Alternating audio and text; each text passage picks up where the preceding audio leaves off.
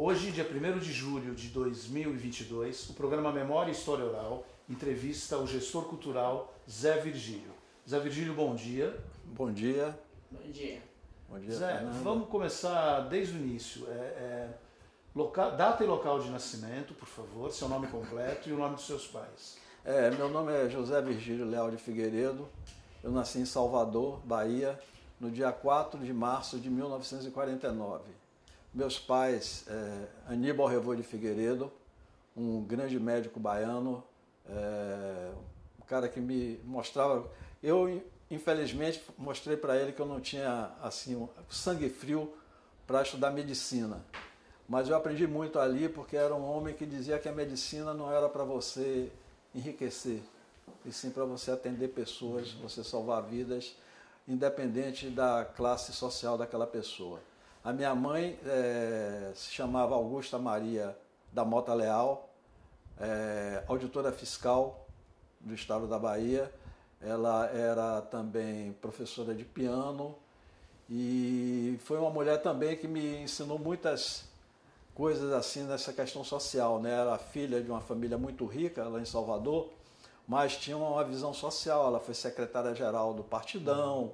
Ela, na época que houve a divisão do Partidão, que foi criado o PCdoB, ela optou, tá entendendo, de seguir aquelas normas do PCdoB. Foi uma pessoa muito amiga de Marighella, quer dizer, e de Jorge Amado, de Zélia, dessas pessoas todas, enfim. E me deu aquele norte, né, de mostrar que a vida tem dois lados na sociedade. E então essas pessoas tiveram uma influência muito grande assim na minha caminhada, né? A sua infância, você estudou em Salvador mesmo? Eu estudei em Salvador, eu nasci no bairro da Barra e morei muitos anos. Eu também, uma etapa da minha vida, fui criado pela minha avó, morei muitos anos com a minha avó, mãe da minha mãe, que no bairro da Pituba, né, que hoje é o maior bairro de classe média de Salvador, mas na época era uma coisa paradisíaca, né? E morei com minha avó esse tempo na Pituba, morei também lá na Barra, depois já na minha adolescência durante muitos anos. Estudei no Colégio Antônio Vieira, né, que era um colégio de jesuítas, porque naquela época, né, antes da ditadura militar, os colégios públicos e os colégios religiosos eram eram os melhores, né? E eu estudei nesse colégio, né, no Colégio Antônio Vieira. Depois estudei administração de empresas na Universidade Católica de Salvador, mas eu nunca fui uma pessoa muito assim ligada a essa coisa de sala de aula, entendeu? Eu sempre tive uma coisa mais com a vida, com a rua, com as coisas e pessoas que me ensinavam, né? Eu tive muita sorte quando eu comecei a minha carreira de profissional, de conviver com muita gente que realmente fazia a diferença, né, nesse país e que estão aí até hoje. Já partiram para outro plano, mas estão aí até hoje. Então, assim, a minha escolaridade foi toda ela nesse colégio, né, Antônio Vieira, depois na escola de administração. Fiz também uma época vestibular de comunicação e mas naquela época tinha negócio de jubilamento. Sim. Quem fazia parte, tá entendendo, da política estudantil. E aí a gente não, quer dizer, eu não frequentava muito, aí jubilaram, depois eu ganhei na justiça, mas na verdade o meu foco ali era um diploma por conta de funcionário público. Para ganhar um salário melhor tem que ter, certo. Enfim. Mas a minha caminhada assim, na minha formação mesmo profissional, eu acho que foi toda ela formada no Estado, né, como servidor público. Qual era o seu cargo no Estado? Eu entrei como estagiário de um órgão chamado Instituto do Patrimônio Artístico e Cultural da Bahia. Esse órgão foi criado, né, pelo então governador Antônio Carlos Magalhães, quer dizer, interventor, né, que naquela época a gente não tinha direito ao voto, e para restaurar e ressocializar o Pelourinho. E foi a porta de entrada da Bahia e que estava num processo de degradação muito grande, né? Aquela zona de prostituição, que é muita cara aqui que o Plínio Marcos escreveu, né? Na sua obra. E pequenos traficantes traficante não, vendedor de trouxinha de maconha, ladrão de galinha, tá entendendo? Quer dizer, e que era o que foi que manteve o Pelourinho, né? Tinham famílias também, nativas do Pelourinho, que nasceram ali no Pelourinho, que tinham suas casas ali, que moravam ali, mas tinha essa área do Maciel, que era a área mais problemática. Então esse órgão, e aí eu cheguei ali, que foi muito importante, né? Porque eu joguei futebol, e eu jogava futebol muito bem, né? E o futebol e a música são um grande acesso que eu tive à democracia, né? Da convivência. A Bahia e Salvador é reconhecida como, depois da África, a cidade que tem um contingente maior de negros, né? Eu acho que a Havana também, porque eu estive em Cuba uma vez e me senti em Salvador. Mas mesmo assim, tinha um grande preconceito nesse aspecto aí, tá entendendo? Eu, por exemplo, eu me lembro que lá na escola eu tinha um colega assim, negro mesmo, que a Bahia é uma mestiçagem muito grande, né? E o futebol, né? Porque você joga a bola quem sabe jogar, tá entendendo? E a música toca quem sabe tocar. E isso me foi uma influência muito grande, né? Porque a maioria dos meus companheiros, meus parceiros, o que a gente chama lá de baba, né? O que chama aqui de pelada, tá? Nos babas e tudo mais, eu jogava em várias ligas, a maioria absoluta de negros, entendendo? E isso também mostrou ali aquela questão de que todos nós somos iguais, né? Sim. Independente da questão étnica ou a opção sexual, seja lá o que for. Quer dizer, o esporte é cultura desde jovem. Desde jovem. Sempre. Tanto na profissão quanto no... Exatamente. Aí eu também fui, numa época eu fui treinar no Juvenil do Bahia, né? E que posição você jogava? Eu jogava de atacante, entendendo? Atacante. Jogava de meio atacante, de centroavante também. Eu joguei, quando a gente foi fazer esse treinamento lá no Juvenil do Bahia, o meu parceiro era Beijoca. Sim. Grande, meu ídolo, inclusive. Fluminense, Flamengo. Jogou no Flamengo. Foi vendido ao Flamengo num sábado para a torcida não se revoltar. Mas Beijoca era um cara, que ele é assim. Beijoca não foi muito mais, porque ele tinha uma vida, entendendo? Realmente. Hoje é evangélico. É isso, fazia o mínimo, né? Hoje virou evangélico. Mas parte. Tomava todas e dava em qualquer um. Uma vez teve uma passagem, qualquer Edinho Nazaré, que ele jogou na seleção, que foi comentarista do Sport TV, sim. Um Bahia Fluminense, terminou o primeiro tempo, quando se viu, foi Edinho na frente e Beijoca atrás e a polícia vindo para parar. Então eu vi várias de Beijoca, aquela que ele fez o Maracanã. Ele acabou, ele me contou aquela, disse que Coutinho, faltando 5 minutos, o Palmeiras de Tele Santana dando um banho no Flamengo de 5. Ele, aqueles caras todos, 4-1 estava o jogo, Coutinho, faltando 5 minutos, olhou para ele, entra aí, veja o que é que você faz aí para terminar esse jogo, para acabar com esse jogo aí e tudo mais. Ele disse que olhou assim, que ele já estava por aqui com o Coutinho, né? E aí ele disse que na primeira dividida ele foi dando em um, foi dando em outro, quando terminou aquela confusão, ele chegou para o Coutinho, você não queria que acabasse o jogo acabou, não vai ter volta olímpica. E o seguinte, e amanhã eu vou embora para a Bahia, porque aqui eu não fico mais. Então, mas depois eu vi que aquilo ali, pô, realmente você tem que ter uma mega dedicação, né? Eu, como torcedor do clube, tá entendendo? Eu digo, não, não tem como tempo para me dedicar para isso aí. Fiquei jogando meus babas, tá entendendo? Enfim, mas foi muito importante na minha formação toda essa convivência, né? Com o futebol, com a música, com o samba. Principalmente, né? Porque o samba nasceu aonde? Já dizia até o carioca, né? O samba nasceu lá na Bahia, né? E ali o Pelourinho é uma raiz, né? Como se diz, que em cada canto de Salvador tem um compositor. E na música você foi para percussão?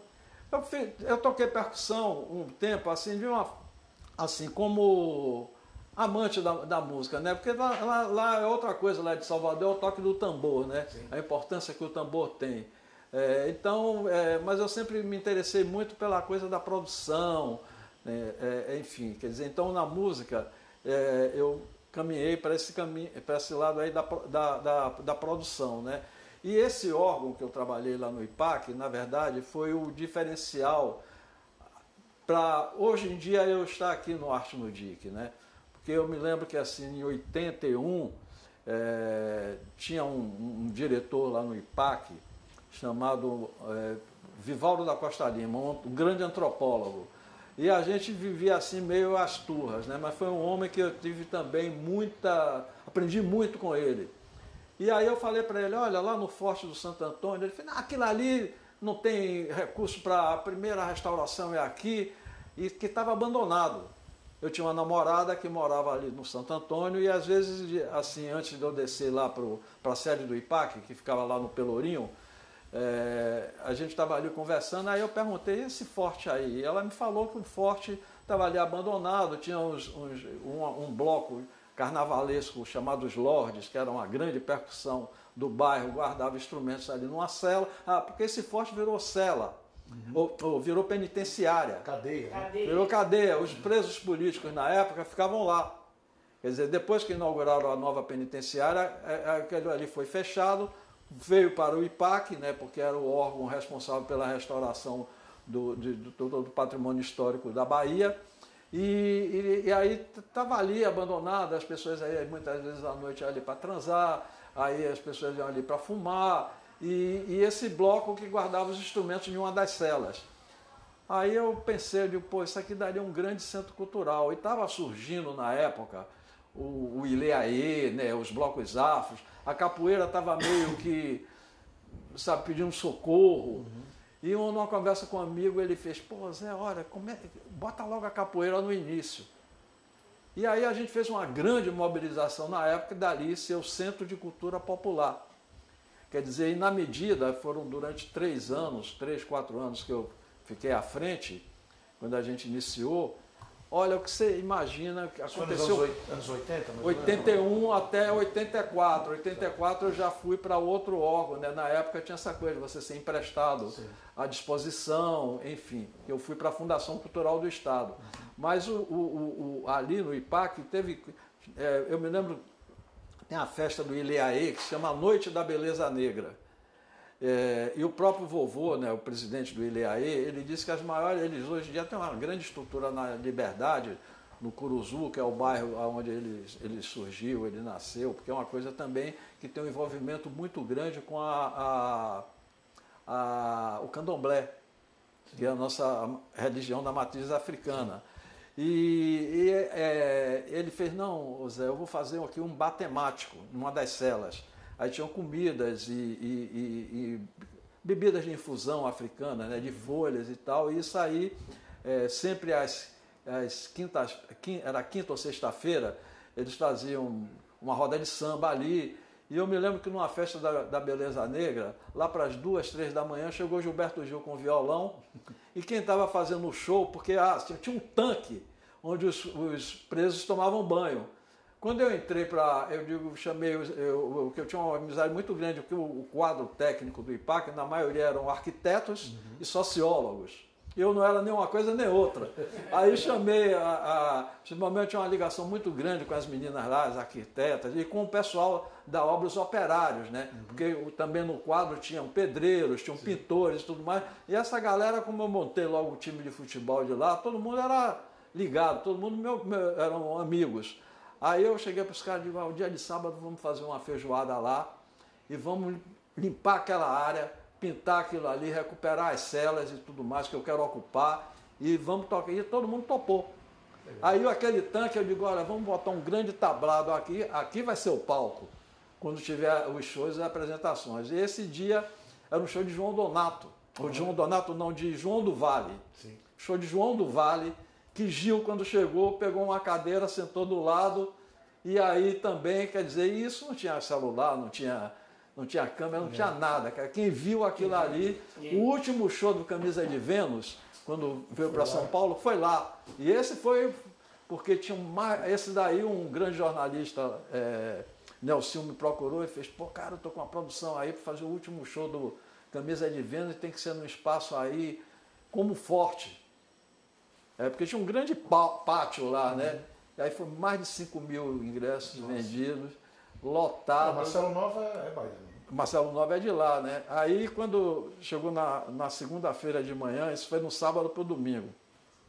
Isso deu uma maior polêmica, né? Porque um dos músicos do Camisa de Vênus, fotografado, disse que o cara estava com a camisa da Suástica. Aí uma grande jornalista baiana, ela está viva ainda, que ela tinha a maior coluna social de lá, Julie. Aí, olha, como é que vai colocar, tá entendendo, no órgão público, uma banda, porque tinha o Camisa de Vênus, era brigado com o Jornal à Tarde. Ela era colunista do Jornal à Tarde, que era o maior jornal do Nordeste na época. E aqueles caras, eles não mandavam mensagem, eles mandavam recado não, eles eram diretos, né? E Marcelo Nova sentava o pau nas entrevistas dele, ele tinha um programa de rádio também, e aí fizeram isso, foi uma coisa fantástica. Aí na segunda-feira de manhã, quando eu cheguei lá, o zelador que se chama Antônio, né? Fez, pô, Zé, o professor Vivaldo chegou aí, catou um bocado de coisa aqui no chão e disse assim que você chegasse que fosse lá. Aí quando eu fui lá, né? Quando eu entrei na sala dele, eu vi na mesa dele assim, tinha umas beatinhas assim e tinha uns frasquinhos assim, né? Aí quando eu entrei, porque ele era bem sarcástico, né? De uma ironia. Ô, meu filho, bom dia. Como é que foi o final de semana? Eu digo, demais. Peguei uma praia ontem, joguei um baba. Fui sábado lá no Forte, que foi sensacional. Ele é por isso mesmo que eu quero lhe falar. E eu digo, Vivaldo, show de rock, você quer o quê? Tá entendendo? Como diz Moraes Moreira, os caras chegaram correndo atrás do cheirinho da Loló também. Porque aí ele, porque não pode, porque isso. Eu digo, pô, Vivaldo, é o seguinte, aquilo ali já está, tá entendendo? Um dia, aquilo ali vai ser uma grande coisa quando você restaurar aqui, ou se não for você, ou quem estiver aqui, restaurar. Vai ser um grande espaço cultural, já tá na boca do povo. Quer dizer, então foram coisas assim marcantes que eu ia aprendendo, que eu ia convivendo com esses caras, eu ia aprendendo. Toda sexta-feira, ou de 15 dias, ele fazia um almoço que chegava lá Glauber Rocha, Pascoal Carlos Magno, chegava essas grandes figuras, aí ele me chamou, né, de estagiário para trabalhar na assessoria dele. E eu tinha o quê? 19 para 20 anos. E aí esses caras todos ali, cara, você ficava ouvindo, tá entendendo? Você não ia nem dar pitaco, nem dar o seu ponto de vista, só quando perguntava alguma coisa, você aí se posicionava. Mas foi assim, muito maior, como eu falei, muito mais do que que eu nem me lembro mais, me lembro de um ou outro nome de professor que eu tinha ali na universidade. Sim. Do IPAC eu fui para a Fundação Cultural, aí já é uma outra história para contar também, né? Na Fundação Cultural do Estado da Bahia, que hoje, infelizmente, já não é mais a mesma coisa, porque é aquela questão que tinha na época lá, né? O ACM, ele tinha uma sacada, grande sacada sobre essa coisa cultural lá na Bahia, né? Sobre a questão das artes lá na Bahia. Que as coisas todas começaram ali, né? Sem nenhuma questão de vaidade ou achar que... Não, começou ali. A grande influência, tá entendendo, dos negros, né? E dos portugueses também, né? Como o Caetano mesmo fala, não pode desconsiderar a cultura portuguesa lá também. E a minha formação também deu-se dentro desses órgãos públicos, né? Dos gestores com quem eu convivi, até para que eu já tinha essa caminhada aqui, porque eu já coordenava projetos, eu já sei com colegas até que tinham a idade de ser meu pai e tudo mais, e você aprender como você conduzir isso. Quer dizer, um garoto na época, né, 20 anos, 22 anos, de você ter pessoas que poderiam ser seu pai, que estavam numa posição ali de você saber como, de tirar dessas pessoas que já tinham aquela experiência lá como funcionário público e de também não deixarem melindrados, né, dizer, pô, um garoto assim, com os cabelos aqui, enfim, de estar aqui no comando da história. Quer dizer, então, e isso foi muito importante, né, para mim, e essa vivência no serviço público também, porque todos eram colegas ali, né? Depois teve o concurso público e eu fiquei efetivo desse órgão, do IPAC. E aí, num determinado momento, mudou o governo, né? Entrou outro governador, entrou outro diretor no IPAC, mesmo o governador tendo sido eleito pelo Antônio Carlos Magalhães, né? Aquela frase célebre dele, na Bahia eu elejo até um poste, tá entendendo? E esse foi um poste dele realmente. Mudou a direção ali, entrou um outro personagem que não tinha nenhuma visão sobre essa coisa cultural, de como você lidar ali com produtores culturais, com artistas que ainda não estavam, assim, que não eram grandes celebridades da arte, mas eram grandes artistas, que faziam parte da cultura popular. Quer dizer que essa é outra questão também que eu fui logo me envolvendo, né? Porque ali tinha repentista, eu dei um espaço para repentistas, tinha literatura de cordel, os índios tinham um espaço que era dos pataxós de Porto Seguro, tinha um outro espaço que era dos quiriris de Ribeira do Pombal, tinha artesanato, tudo ligado a essa questão da negritude, o bloco afro e principalmente a capoeira. Quer dizer, então, e esse cara que entrou como diretor, ele não tinha essa visão, tá entendendo? Quer dizer, e aí bateu logo de frente comigo. E aí eu tinha o convite já há muito tempo de ir para a Fundação Cultural, que já era um outro gestor com a outra visão, mas um grande gestor público baiano da cultura, Geraldo Machado. E o Vivaldo, ele não me liberava, né? Ele não me liberava de jeito nenhum. Mas quando esse entrou, tá entendendo? Que aí começou a ter esse confronto comigo, eu cheguei para ele, olha, com você não me interessa trabalhar, mas então eu vou buscar outro caminho. Eu tenho um convite para ir para a Fundação Cultural já de alguns anos e eu gostaria de ir para lá. E eu fui para a Fundação Cultural. Cheguei ali na minha, eu conhecia quase todo o quadro técnico lá, quase todos os funcionários. E na Fundação Cultural eu fui convidado para trabalhar num projeto dos Centros de Culturas do Interior, que estavam em fase final de conclusão da estrutura, e estava começando a ser implantado, né? O modelo de gestão que ia ter naqueles espaços culturais. E aí, quando terminou esse governo, que o Valdir Pires foi eleito governador do estado, que já veio com uma outra proposta, né? Era o MDB da época, né? Que virou PMDB, que era todos os partidos de esquerda, de centro-esquerda e de centro, estavam no MDB, né? E os outros na Arena, né? Inclusive Ciro Gomes, que era da Arena, que as pessoas se esquecem disso aí. Quer dizer, então, aí todo aí era do Partidão, do PCdoB, o PT estava sendo formado, né? O PT é de 80, 81, sim, não é isso? 80, mais ou menos, 80. Pois é. Então, me sugeriram eu coordenar a implantação desses centros culturais do interior, que eram nas 7 maiores cidades, das 10 ou 15 maiores cidades da Bahia, do interior, era Feira de Santana, que é a segunda maior cidade, Alagoinhas, Valença, Juazeiro. E esse projeto foi todo pensado por ACM, na gestão dele como governador, que com recursos da Caixa Econômica na época, para a construção desses espaços, todos os projetos arquitetônicos iguais, que eu até questionei o outro grande professor que eu tive na minha vida, na minha carreira, o arquiteto Silvio Robato, o professor Silvio Robato, que ele disse, Zé, se não fosse assim, não ia sair. Tanto é que ele era da mesma turma de Elomar, sim. E na inauguração do Centro Cultural de Vitória da Conquista, que Elomar foi convidado, Elomar começou o show, sentou o pau em Silvio. Porra, uma coisa igual para tudo que é lugar, cara. Silvio, você é um talentoso arquiteto, meu colega e tudo mais. Não perdeu a viagem, chegou. Mas Silvio explicou, e ele tinha razão. Você não poderia fazer em cada um de acordo com a cultura, tá entendendo, de cada cidade, né? Que eram várias Bahias, né? Inclusive Vitória da Conquista, que é muito próximo a Minas, que era outra história. E aí esses centros culturais me deram a possibilidade da implantação deles.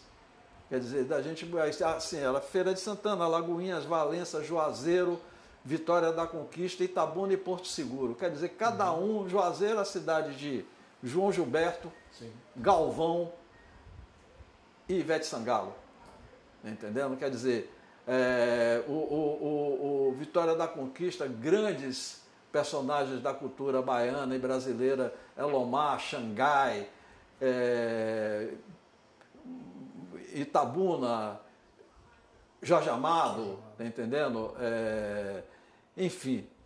E aí, na Fundação Cultural, eu fiquei de 84 até acho que 90, 89 e 90. Que eu. Aí teve eleição, né? A nova eleição, o Valdir Pires deu umas vaciladas lá, largou o governo para ser candidato a vice na chapa com Ulisses. E aí a ACM ganhou a eleição. Então ele voltou ao governo, dessa vez pelo voto popular. Sim. E eu sempre tive uma ótima relação com ele, entendendo? Porque ele tinha assim, ele dizia assim, esses meninos aí da esquerda e tudo mais são os melhores para a gente trabalhar, são eficientes e são honestos, entendendo? Pô, naquela época, pelo menos, funcionava assim. E aí eu tinha um tio que foi um grande jurista baiano, que ele era advogado dele. Ele fez, Antônio Carlos, ele perguntou se você vai... Eu digo, não, eu tenho que retornar para o meu órgão de origem. Aí retornei para o IPAC. E aí o Vivaldo voltou também, né, para ser diretor. Mas aí é aquela coisa, cara, já não era mais a mesma coisa. Ali eu já percebia que a minha relação com o serviço público estava... Eu digo, pô, aqui eu vou ser o quê? Para eu ser um secretário, eu tenho que me filiar a algum partido, eu tenho que ter uma... Eu nunca me filiei a partido nenhum. Respeito, tá entendendo? Mas fiz minha política estudantil, fui um grande militante. Isso daí eu, sabe, mas sem nenhum interesse partidário nenhum, pela causa social, que foi a minha formação, como eu falei lá atrás, da minha relação com os meus pais e com a vida mesmo, e que esse órgão também, e o Pelourinho, foi muito importante. Aí eu tinha uma amizade muito grande com o Moraes Moreira, né? E numa daquelas conversas assim, nas quebradas que a gente estava ali, ele, Zé, é o seguinte, estou sentindo que eu perdi um pouco minha relação com a Bahia e tal, porque veio o axé, né? Veio o grande Luiz Caldas, que é um fenomenal artista, para mim, é o top hoje. Até hoje, né? É o top. E o Luiz grava um disco de qualquer ritmo que você queira por mês, com composições dele. E aí nós fizemos um programa de TV. Eu estava numa conversa com um grande amigo que era gerente de programação da TV Itapuã, quando não era da Record. Ricardo, o nome desse rapaz. Aí Ricardo, cara, nós vamos montar um programa aqui chamado Interior. Ou nós vamos montar um programa de TV aqui de música. E com entrevista e tudo mais. Ele está precisando de um apresentador. Tem um cara aqui da rádio, tá entendendo? Que se colocou e ele tem ligação com os donos da empresa, né? Que era foi deputado Pedirujo e tal. E eu digo, você tem alguma sugestão? Eu digo, se Moraes topasse seria uma boa? Ele fez, cara, claro que sim. Eu digo, vamos ligar para ele. Aí ligamos lá no estúdio que ele tinha lá no Rio, na época, e ele fez, não, eu vou aí para a Bahia para a gente conversar. E um programa chamado Interior, que tinha entrevistas, que ele exigiu botar o som ao vivo, não playback, que todo mundo do axé e vários artistas passaram por ali. Então ali eu comecei a dizer, é esse caminho aqui que eu quero, trabalhar na coisa da produção musical, né?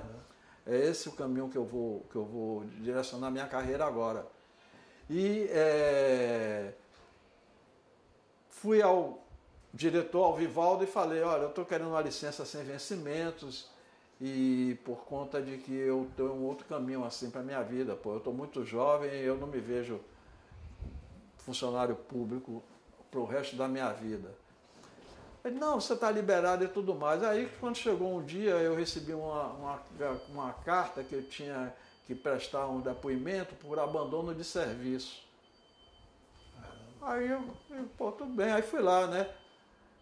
Aí quando chegou, eu disse, porque você, eu digo, olha, peguei a cópia da carta, eu digo, é isso aqui, que tem o aprovado aqui do diretor, liberando. Eu digo, é o seguinte, eu não tenho interesse nenhum de brigar, de ir ao governador, que era a CM, eu não tenho mais interesse de ser funcionário público. Eu não repetiria isso hoje. Sim. Fiz uma carta e falei tudo que eu tinha direito também, eu digo, bote aí. Aí o cara, mas é para botar isso? Eu digo, é para botar. Você não está me perguntando? É para botar dessa maneira que está aí. E aí, ali, eu encerrei minha carreira como funcionário. Hoje eu não repetiria essa história. Sim.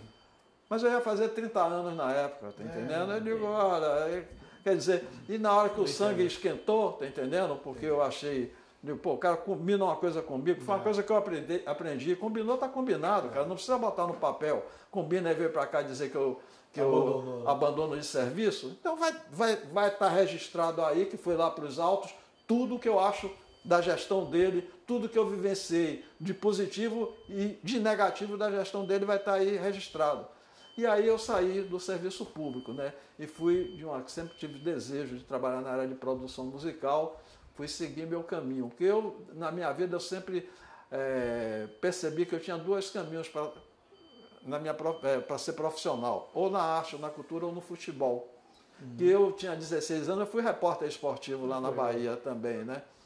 Um jornal chamado Esporte Jornal, foi uma época que teve uma agressão a um radialista por parte do ex-presidente do vice, de lá, do rival, e aí toda a imprensa deixou de divulgar o futebol baiano, não narravam os jogos, não saía. E aí um homem, um grande jornalista, chamado Luiz Eugênio Tarquínio, de uma família muito conhecida e poderosa lá da Bahia, criou esse jornal, o Esporte Jornal. Ele era muito amigo do meu tio, e um dia ele conversando lá na varanda da casa do meu tio, eu estava lá e começou a falar, e eu aí comecei a discutir futebol com ele.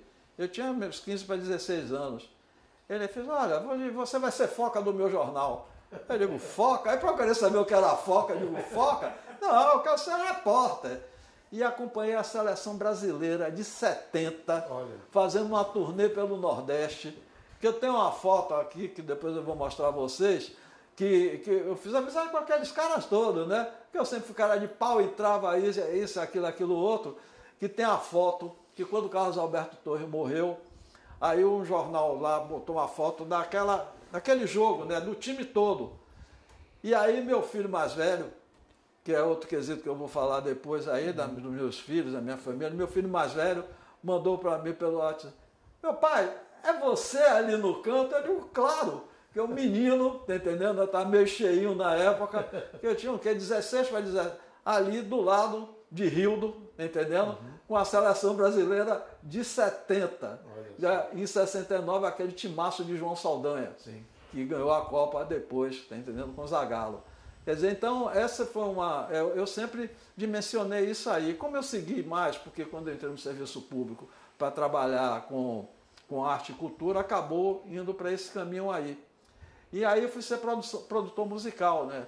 E na produção musical eu comecei fazendo esses trabalhos com Moraes, depois aí eu trabalhei também numa agência chamada DS2000, que foi outra escola. Imagine quem era a composição dessa agência. Nizam Guanais, Duda Mendonça, Sérgio Amado. Sou fera. Só os mestres. E como eu sempre também não perdi a viagem, estava ali colado com os caras, sem puxar o saco de ninguém, tá entendendo? Na parte de produção eu era o queridinho, as coisas me mandavam para eu fazer, tu mais quer saber, vai fazer, tá entendendo? Não vai chegar aqui dizendo, porque você sabe como é que esses caras funcionam, né? Deu a ordem, meu amigo, se vire, faça. Se você está aqui, você tem, porque você se acha capaz de fazer.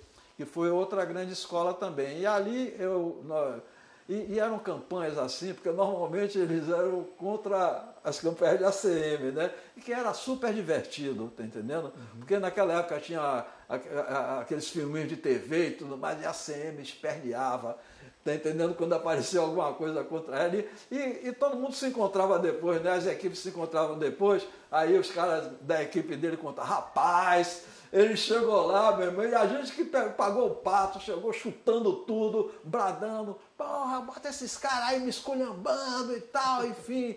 E nós ganhamos uma eleição para prefeito de Salvador, com Lídice da Mata, que foi a primeira prefeita de Salvador. É muito minha amiga, o irmão dela, chamado Ari, é meu amigo e irmão. E eu cuidava da parte cultural e artística da campanha, né? Quer dizer, eu cheguei, era mais um na multidão. Quer dizer, eu já tinha trabalhado com os outros caras em outras campanhas. E outro cara também, outras figuras publicitárias, Cláudio Barreto e Sidney Rezende. Aí Sidney me chamou e fez, é o seguinte, cara, eu quero um projeto aqui. Você tem uma semana, porque essa porra aí, tá entendendo? O político não vai ter vez nessa campanha, porque foi na época de Collor. Todo mundo está sentando no cacete em Collor, vai ter o impeachment dele e tudo mais. Então, é um programa para líderes que é mulher, a gente cuidar da coisa cultural e artística, que tem que ter um personagem, assim, grande, para ser o cara da campanha. Ele disse, você imagina quem? Eu fiz Caetano Veloso. Aí eu tinha uma relação familiar, tanto com Caetano como o Gil, né? Que é uma outra etapa quando a gente entrar nessa coisa dos meus filhos, da minha família e tudo mais, eu vou falar sobre. Aí liguei para Dedé, mãe de Moreno. Eu digo, Dedé, eu preciso falar com Caetano e tal. Aí ela fez, vai lá em casa hoje, que ele já estava casado com Paulinha, vai lá em casa hoje que você fala o que você quiser para ele e tal. Vai ter um jantar lá, vá lá. Eu fui lá para tanto, ele fez, e aí, qual é? Eu fiz assim, olha, você conhece Lídice da Mata, né? Ele, gosto muito dela, ela tem que ganhar. Eu digo, pois é, por isso que eu estou aqui. Eu estou trabalhando lá na DS 2000 e os caras querem um personagem, né? Uma grande figura, porque aí expliquei a ele, né, que a tendência da campanha era com artista, com uma coisa cultural, enfim, ele fez tudo bem, eu não vou falar, mas empresto minha imagem, minha obra toda e vou cobrar de você se for mal utilizado e tudo mais. E aí saiu com o Caetano Veloso dando suporte. E ali a gente fez uma coisa muito legal, tá entendendo? Na campanha. Tanto é que no último dia foi... que tinha uma canção de Caetano, né, que ele diz assim, que gostaria de um dia ver uma prefeita governar a cidade da Bahia. Que aí foi com essa frase, tá entendendo? E ele disse falando que ela ganhou a eleição porque você bater a CM, tá entendendo? É difícil. Osso duro de roer, tá entendendo? E aí, quando terminou, ela se elegeu e tudo, o Ari me chamou para eu trabalhar na prefeitura. Eu digo, não, de jeito nenhum, cara. Eu saí do estado, vou para a prefeitura falida, a CM governador que ia jogar duro em cima dela. Eu digo, não. Eu ainda tinha Leonelli, que era coordenador da campanha, o super secretário, tá entendendo? Que os bigodes não se emendavam. E aí Margarete Menezes surgiu na minha vida, porque Margarete foi aluna da Fundação Cultural. Então eu conheci a Margarete lá da época da Fundação Cultural. E o último, naquela época, né, tinha um showmício, né, que você podia fazer showmício, e Lídice era do PSDB. Olha. E que houve, na época, um racha, porque Fernando Henrique lavou as mãos, né, ficou na dele para não ir contra a candidata de ACM, que era presidente do Senado e que era um poder. Olha, nós lembramos muito bem que era um poder paralelo, meu irmão. Era assim que Fernando Henrique ficava altamente incomodado, que a ACM do outro lado jogava duro, né? Exercia o poder dele, como ele mesmo dizia, o poder é fascinante, mas nem todos têm capacidade para exercer, com aquele que ele pinava aquele nariz nas declarações dele e tudo mais.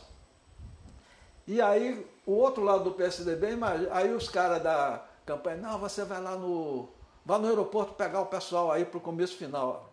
Serra, Ciro, Tasso Gereissati, só os cardeais, né? Só esses caras aí, entendeu? Cheguei lá, eu digo, pô, com esses caras aí, velho, eu vou vir mudo, né? Pô, aí, rapaz, o que eu vi ali, naquela porra daquela van, os caras, e aí, baiano, o que é que não tem um pitaco, não tem nada para falar? Não, eu digo, não, só estou aqui escutando. E o show eu coloquei Margareth Menezes, que eu falei para ela, eu digo, olha, pô, uma mulher negona, tá entendendo? A cara de Salvador, aí foi no Farol da Barra, né, aquele chapado, e enfim, e aí Lídice ganhou a eleição. E eles me chamaram, eu digo, não. Aí Margareth, que estava voltando dos Estados Unidos, estava querendo dar uma retomada na carreira dela, que estava... ela explodiu, né, principalmente no Rock in Rio, que ela substituiu o Gil e tal, e depois ela se envolveu lá com a vida afetiva dela, aí foi para os Estados Unidos e aí era uma retomada. E ela aí me chamou. Eu digo, pô, vou ter que dar uma pensada aqui, porque tinha outros convites também, né? O Carlinhos Brau, que eu ajudei muito a ele na chegada da Timbalada, né? Ajudei muito mesmo, muito. Ele sabe disso. Na chegada, eu digo, não, eu vou dar uma avaliada aqui como eu poderia ajudar no seu trabalho e também o que fosse me dar de retorno, que é uma coisa profissional. Claro. E aí... E Margareth já tinha, ela fez uma turnê com o David Barney, fazendo a abertura dos shows de David Barney. Aí eu digo, pô, essa mulher tem uma carreira internacional, pô, o samba reggae tomando conta, ela explodiu com Faraó, tá entendendo? Depois com outras canções, mas tudo voltado para o samba reggae, né? Que era o que estava dominando as paradas, tá entendendo? Ficou anos naquela Billboard, assim, eu me esqueço agora o nome da canção, mas ali bem avaliada, né, bem colocada, né? Aí eu digo, pô, eu vou trabalhar o seguinte, Margareth, como é essa turnê que você faz e tudo mais? O contratante manda as passagens e tudo mais, é nisso aí que nós vamos entrar. Vamos apresentar um projeto a Bahia Tussa, aí já via de encontro a visão de ACM, porque lá na Fundação Cultural também eu participei de várias feiras da Bahia fora. Tinha em Buenos Aires, tinha em Munique, tinha em Paris, tinha em Nova York e acho que em Madrid, que levava os estandes, né, e aí ia a acarajé, ia toda a comida baiana, ia a capoeira, ia os blocos afros e tudo mais. Os artistas faziam uma grande festa, né, nessa Feira da Bahia, que é para atrair o turismo. Sim. Lá para a Bahia, não só para Salvador, né? Também Chapada Diamantina, Praia do Forte, Porto Seguro, todo aquele extremo sul de lá da Bahia, a Costa do Dendê, né? A Cachoeira, né? Que é um lugar que tem uma... eu também trabalhei com a cidade de Cachoeira, tem a procissão da Irmandade da Boa Morte, que tem mais de 200 anos, que no período, que eu acho que é em agosto, não me lembro se é em agosto ou em outubro agora, os hotéis, eles ficam lotados, eles já estão todos eles 2, 3 meses antes de negros americanos riquíssimos. Olha. Que essa Irmandade da Boa Morte, que é a coisa do sincretismo religioso, é a junção do candomblé com a religião católica, inclusive o patrono, Jorge Amado, da Irmandade da Boa Morte, foi tudo restaurado lá, na gestão de Gil no Ministério. Então, e aí, retomando, eu parei com aonde aí, que eu cheguei nisso aí. Na Margareth Menezes. Margareth Menezes. Aí eu fiz um projeto, e assim, aí eu estava no avião, aí tinha uma revista Vogue, com a entrevista com a ACM. De capa e tudo mais, e com várias abordagens, né? Aí, numa delas, aí o jornalista pergunta, o senhor tem muita relação muito grande com a cultura, com a arte, com a música, e a Bahia tem as famosas cantoras baianas e tal, quem é as cantoras da sua admiração? Ele, eu sou muito amigo e adoro o trabalho de Maria Bethânia, de Gal Costa, mas tem uma menina nova aí, Margareth Menezes, que eu gosto muito do trabalho dela. Aí eu vi aquilo ali, quando eu voltei, naquela época eram os fax que mandava, né? Mandei um fax em nome de Margareth para o gabinete dele, agradecendo, né, a referência que ele tinha feito na matéria e tudo mais. Isso eu mandei pela manhã à tarde, ligaram, uma famosa dona Carmen, né, que era a secretária dele. Olha, o governador está convocando para você e a Margarete virem aqui e tudo mais. Aí dali ele disse, olha, que você apresente projetos. Que nós apresentamos um projeto para a Bahia Tussa de divulgar na turnê, que já estava toda agendada e tudo mais. A gente levava um vídeo antes da Bahia Tussa, né, mostrando toda a questão do turismo baiano, né, todas aquelas nossas culturas, né, as nossas praias, Chapada, enfim, que a Bahia Tussa vendia, e a Bahia Tussa dava as passagens. E aquele dinheiro que o contratante pagava as passagens vinha para a empresa do artista e tudo mais. E aí ele aprovou. E também um carnaval, porque a Margarete na época não tinha um trio só dela. Sim. Porque tem muito isso no carnaval, né? O artista tem direito a 2, 3 horas ali, sai, entra outro nos trios elétricos pagos pela prefeitura e pelo Estado. Certo. Então, os blocos, né, de abadás é que o artista tem um trio só dele. E esses megas nomes, né, que não cantam mais em bloco, como Moraes fazia, como o Armandinho Dodô e Osmar, como Luiz Caldas, como outros que não cantam em bloco, mas são pesos pesados, então tem um trio só deles. Margarete não tinha, porque ela não tinha uma relação com o carnaval ainda. E aí isso daí foi a primeira vez, né? Eu fui o Banco do Estado da Bahia na época, que foi quem patrocinou o trio elétrico e tal. E aí de Margarete, aí surgiu na minha vida o Olodum. O Olodum foi assim, a minha porta de entrada, né, para o exterior. Eu tinha ido com Margarete, mas o Olodum é um diferencial. Eu diria, o Olodum não é só ter criado aquele ritmo percussivo, né, do finado Neguinho do Samba, o samba reggae.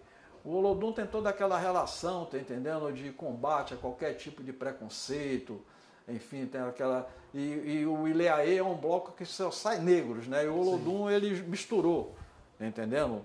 Tanto negros como brancos, como gringos, enfim. Quer dizer, e foi uma grande escola também, principalmente aqueles meninos da percussão, que muitos vinham de periferias não como palafitas, né? Mas de outras periferias lá da Bahia, e com problemas e tudo mais. Quer dizer, e ali eu digo, aqui eu fiz meu doutorado. Porque imagina, você chega ali, pô, um cara de fora, diz assim, qual é desse cara? Apesar da minha raiz no Pelourinho, né? Pô, muitos deles nem tinham nascido quando eu já estava no Pelourinho profissionalmente. E ali me deu assim, e a oportunidade, por exemplo, aquele videoclipe de Michael Jackson, que foi uma coisa sensacional, né? Você trabalhava com o Olodum, né? Com o Olodum. Ali, só você estar ali naquela praça olhando. Não, desde o dia anterior. Porque na sexta-feira teve a gravação da percussão. Porque veio a bolacha, tá entendendo? Com a voz de Michael, né? Com o instrumental. E Neguinho do Samba ia colocar a percussão ali na hora. Eu me lembro que Neguinho do Samba era uma figuraça sensacional. Ele tinha mais de 200, né? Ele com o microfone. Primeiro ele olhou para cada armário da equipe porque tinha a equipe da Sony, a equipe de Spike Lee, que era o diretor do videoclipe, e a equipe de Michael Jackson. E nós lá, né? A Warner aí que espongar, tá entendendo? Que nem ligava muito pra gente, aí ligou na véspera. E aí tinha também a equipe da Warner lá, que era a gravadora do Olodum.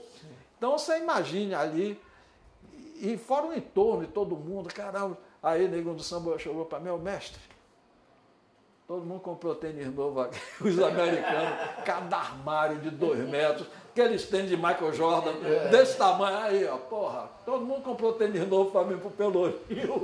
A frase do cara, velho. O que foi a chave? Todo mundo comprou tênis novo para mim pro Pelourinho. E aí ele começou ali, aí teve um lá que ficou, que tinha um cara de gaiato lá, brincadeira, ele, deixe minha porra aí, saia. Isso os americanos, os caras lá, sem entender nada, né? O que é que esse homem está falando? Né? Que ele tinha uma postura, né? Com aquele Rastafari dele, aquele chapéu que ele... Larga minha porra aí, saia! Aí chegou, pegou o microfone, olha, é o seguinte, não quero repetir.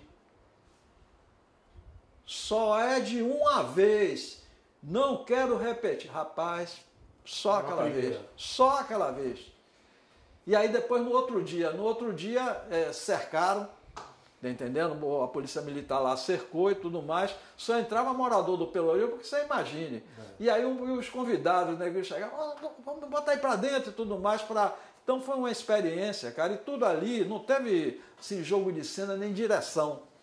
Porque quando o Michael Jackson chegou, as camisetas do Olodum, o Spike Lee veio e falou, olha, ele amou, ele trouxe o figurino dele na passagem, ele viu, porque parecia você ir para o estádio, né? Uhum. Ou ir para um grande show, né? Todo mundo ali na Praça da Sé, todo mundo se dirigindo para o Pelourinho, né? Ele passou na Sprinter, né, com o vidro fumê, olhou e chegou e disse, não, são as camisetas. Aí chegou lá, pegou e aquela que tem uma que é rasgadinha aqui, foi ele que criou, né? Pegou e rasgou e tudo mais. Bom, e aí tem uma hora que uma mulher que está no videoclipe, que uma mulher invade e abraça ele e cai, que Spike Lee entra também, que Spike Lee estava com a camisa da Seleção Brasileira de 94. Uhum. Ele entra e abraça, tá entendendo? Ele mandou o Spike Lee, disse que era para deixar. Fez assim com a mão que era para deixar. Quando ele escolhe ali aqueles meninos para dançar e tudo mais, é isso que eu digo, não teve roteiro. Sim, foi na hora. Ele olhou ali, quando ele viu o Bira levar o instrumento e tocar e começar a dançar e tudo mais, ele foi e colou no Bira. Colou ali e já foi, que Bira ganha dinheiro até hoje com aquilo ali. Ele tem uma escola de percussão no Japão, que eu chamei ele no outro dia e disse assim, ô Bira, você sabe que sua vida mudou, né, rei?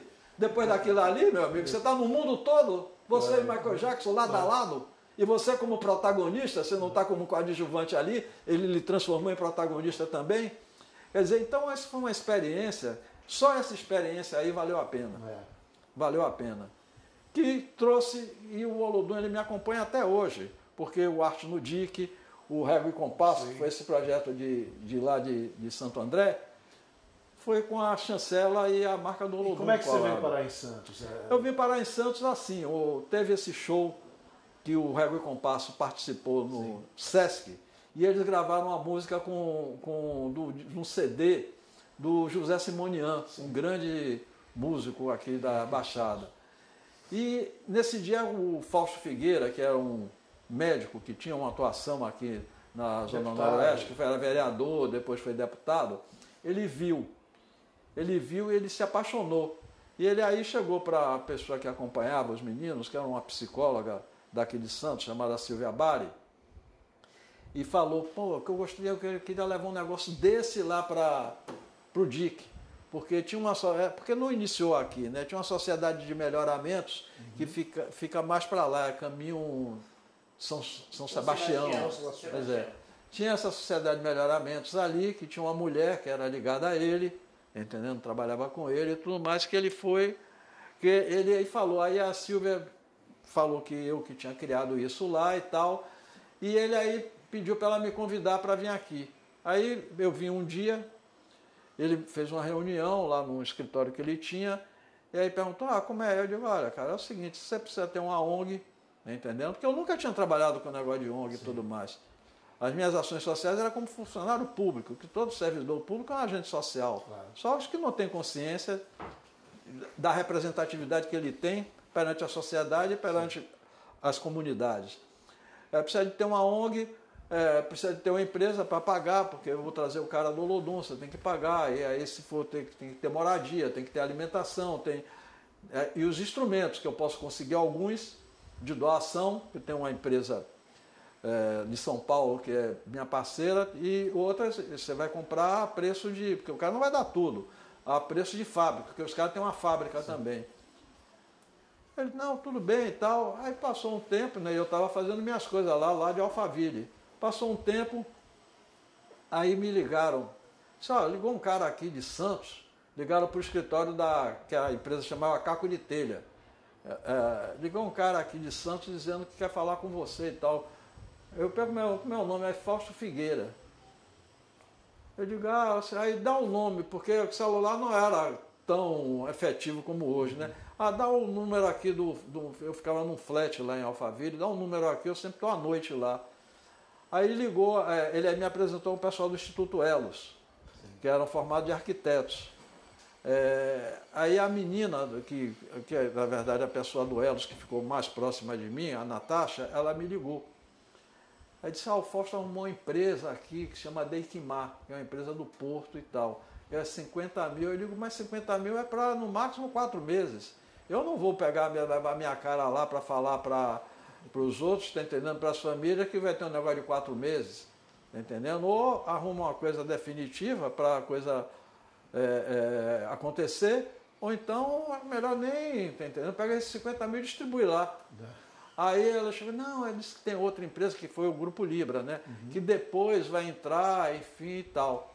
Então foi assim que deu o início, né? Depois foi quando o Lula ganhou a eleição e o Gil foi para o Ministério. Sim. E tinha uma relação de pessoas, tá entendendo?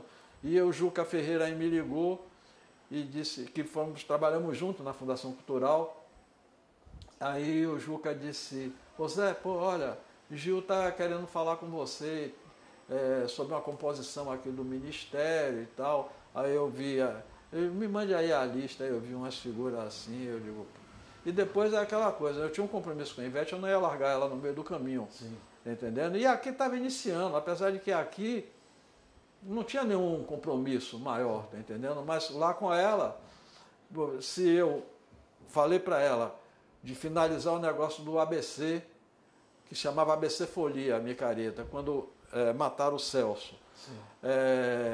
Eu tinha que estar nesse aí de Alphaville, porque ficou tudo em cima de mim mesmo, tá entendendo? Só tinha eu. Antes tinha outros profissionais da empresa lá em Santo André. Mas aí fui, tá entendendo, conversar com o Gil. Aí ele falou, pô, isso que o cara estava começando. Ele falou, olha, eu perguntei que políticas públicas, eu falei desse negócio. Aí eu digo, tem um negócio lá em Santos com o Olodum, tipo aquele de Santo André, porque ele sabia, né? Ele sempre o Rego Compasso lá chama Arte no Dique. Aí falei, uma comunidade de palafitas e tal, ficando numa região. Aí ele chegou e disse, vão ter várias políticas públicas, os pontos de cultura, aí me explicou o que seria pontos de cultura, e vai ter alguma coisa de espaço cultural. Ele falou isso.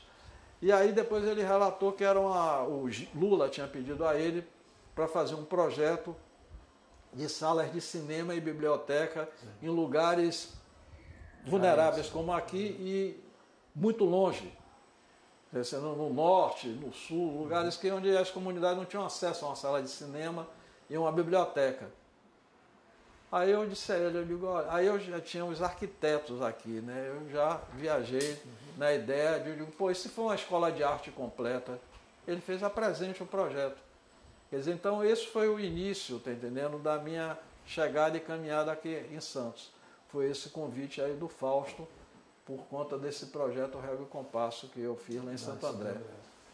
E aí já era Arte no Dique, desde o início? Desde o início, Arte no Dique. Desde o início, essa marca, entendendo?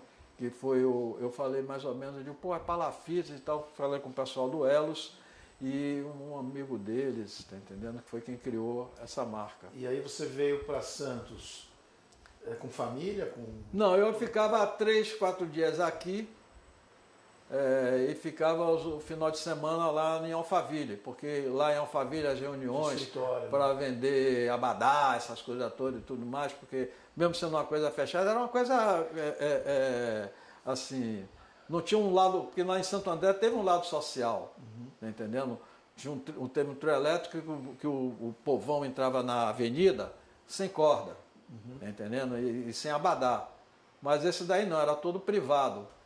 Quer dizer, então aí era no final de semana com alunos de universidade, com empresários e tudo mais.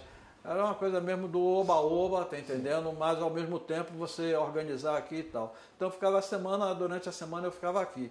Aí, a princípio, eu vim sozinho. Vim com veio o menino do Olodum comigo, né? Que ensinava percussão. E a partir de 2000 Aí teve 2002, eu começo a computar a partir de 2003, final de 2002, porque, aliás, foi todo o ano de 2002, porque desde março eu tinha reuniões com esse pessoal do Elos, e aí falando já de um centro cultural, e eles anotando tudo aquilo ali. Aí o que eu pedi eu digo, olha, esses marços de 2002, não, pô, olha, tem que ter empresa, tem que ter, na medida, se o município se interessar, e já falando, eles anotando, e aí falei, um espaço cultural, que vai ter isso. Quer dizer, e a menina do Elos até que me lembrou, olha, desde março que você já vinha aqui, tá entendendo? Periodicamente, assim, todo mês, para passar as ideias e tudo mais. Em novembro começou o tambor. Em 2003 teve essa experiência lá, que ali foi que eu comecei também a vivenciar muito, né? Porque era diferente o Pelourinho como comunidade, que eu tinha ali a escritório do Instituto, tá entendendo? Que você ia fazer o seu trabalho, mas diferente daqui que você começou a ter, claro, tinha contato lá, porque você acabava ficando amigo de todo mundo, ia tomar uma cerveja no final do dia lá que a gente lá na Bahia chama de puteiro, tá entendendo? Porque a gente tinha amizade com todo mundo, cara, ia lá, dançava e tudo mais. Porque você ia chegar lá e tirar onda em cima das pessoas, estava ferrado, tá entendendo? Sem ser hipócrita, que seja uma coisa natural, porque os que não gostavam também não ficavam, iam embora, e todo mundo respeitava. Então, era um outro tipo de comunidade, né? Sim. E aí estava também de frente, pô, ali, cara, tinha uma parede que tinha um cara no chão, com uma mancha de sangue aqui desenhado, e o outro com a arma assim, desenhado também. Era uma parede que tinha, eu digo, porra, já foi um cartão para que me mostrou ali, né? E aí uma porrada de coisa que eu não sabia, tá entendendo? Porque eu sempre fui assim, eu tenho que fazer, eu me comprometi, eu vou fazer. Então, aí falaram, a referência aqui com o tráfico, tá entendendo? Que eu tenho uma outra visão, que o traficante de verdade, como falou até um desembargador do Rio de Janeiro, você acha que o cara mora no Alemão? O cara mora em Miami, mora ali naquela região ali do Leblon, tá entendendo? Que a gente sabe muito bem, tá entendendo? Na Barra. No Leblon, nosso amigo ali, que tinha a referência do Helicoca, tá entendendo? Sim. Aquela que a gente sabe. Quer dizer, então, aí tinha essa situação aí e tudo mais. E aí tinha uma treta, tá entendendo? Entre a pessoa da Sociedade de Melhoramento com os caras lá, que eu não sabia de nada. Eu tenho que fazer minha história aqui, tá entendendo? Está combinado. Porque quando a Libra me chamou e falou, você vai ficar aqui porque me interessa você ficar. Porque o cara falava em Olodum. Eu digo, rapaz, mas não é Olodum não. Olodum é um negócio meu com Olodum. Ele disse, não, mas você vai ficar porque eu quero dar continuidade, porque está bom para a empresa, o retorno, tá entendendo? Está muito bom, tá entendendo? A gente tem recebido elogios e os investidores, a maioria ficava no Rio, né, os verdadeiros donos, eles estão muito satisfeitos e tal. Eu digo, pô, cara, eu tenho que pensar, porque eu tinha que me desvincular lá. Não dava mais para eu ficar dividindo, né? Porque eu ia ter que ter dedicação exclusiva, porque eu está em Brasília toda hora e tal. E tinha um aspecto financeiro, que a Libra não ia me pagar o que eu ganhava lá.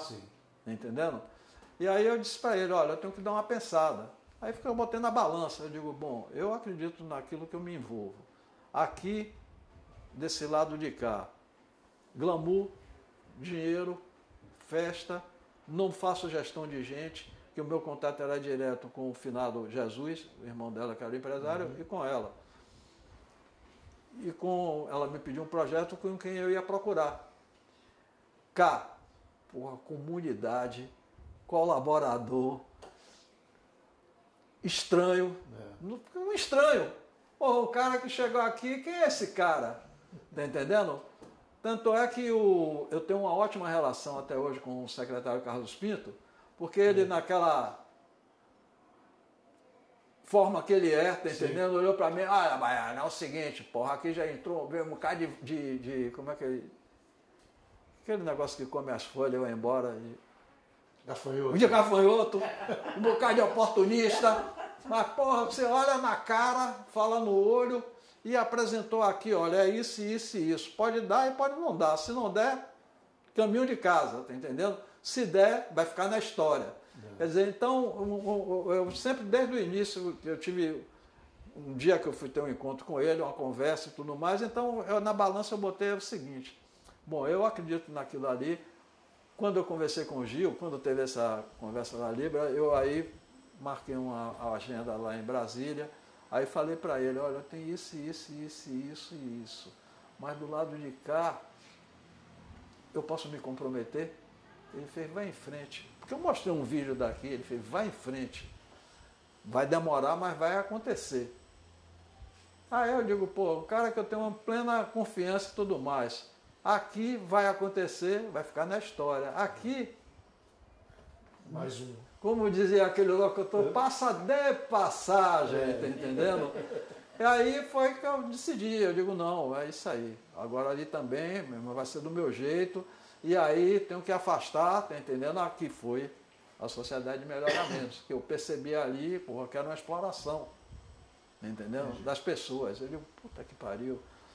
Rapaz, você pega uma mulher que tem não sei quantos filhos, jovem, e aí traz essa mulher para limpar ali o lugar, em troca da comida do Mesa Santos, que você tem a obrigação de dar. De graça, né? Porra. Aí eu cheguei para Fausto e digo, olha, meu querido, sinto muito. É outro caminho ali. Com a minha presença, o caminho é outro. Aí você vê como é que são as coisas. Eu fiz amizade com o Papa, que é uma pessoa que eu quero muito bem, gosto muito, que aceitou na época, porque a gente sabe, né? Pô, eu sou uma pessoa politizada, e sei como é que infelizmente isso funciona. Você chega, e principalmente aqui que ficou aquele negócio do anti-PT, disso, aquilo, outro, dizer, pô, pode chegar lá e o cara dizer assim, não, eu não vou querer, tá entendendo? Eu já vou fazer um centro cultural ali, tá entendendo? E Gil me falou, ó, se o prefeito não quiser, você vai bater de frente? Eu digo, pô, se você me der o respaldo aqui, meu irmão, eu estou trabalhando é para a comunidade, independente. Vai ter o respaldo? Vamos em frente. Mas o Papa falou logo de imediato, a partir do dia que eu estou dentro. E acolheu, tá entendendo? Aquela proposta, aquele projeto, teve a reunião com os membros do Ministério da Cultura, né, da cúpula, e ele acolheu.